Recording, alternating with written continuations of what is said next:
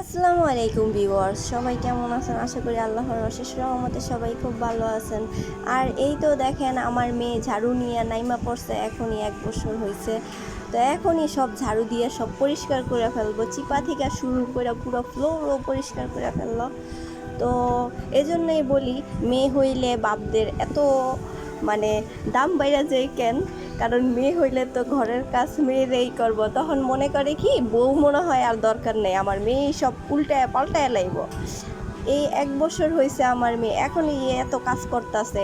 দেখি সুন্দর করে ন্যাকড়া নিয়ে খাট মুছে, তারপর ফ্লোর মুছে, মানে আমারটা আর কি নকল করে। তো এখনই উনি 1 বছর কালেই এত কাজ করে ফেলতেছে, আর তো বছর বাকিই আছে। তখন যে কি করে আল্লাহই জানে।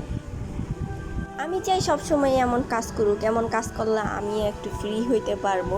ওরে দিয়া কাজ করামো, আমি একটু বৈশা বৈশা খামো। জানি এই সময় আসবো না, কারণ ছেলে মেয়ে বড় হইব, ওদের মন মানসিকতা চেঞ্জ হইব, কাজের প্রতি অনাগ্রহ তৈরি হইব আর কি। তো যাই হোক, সময়ের সাথে সব কিছুই পরিবর্তন হইব, কিন্তু এখনকার সময়ের এই ছোট ছোট জিনিসগুলো না খুব ভালো লাগে। যখন ছেলে মেয়ের এইগুলা দেখি, ওরা কিছু একটা করতে চাইতেছে, মানে আমাদের নকল করতে চাইতেছে। বাচ্চা কাচ্চারা এই বয়সে যাই করব সবই ভালো লাগবো, খারাপ করলেও ভালো লাগবো, ভালো করলেও ভালো লাগবো, কিন্তু বড় হইতে থাকবো আর ওদের কিছু খারাপ জিনিস আমাদেরও খারাপ লাগা তৈরি হইব, শাসন করা বাইরে যাইব।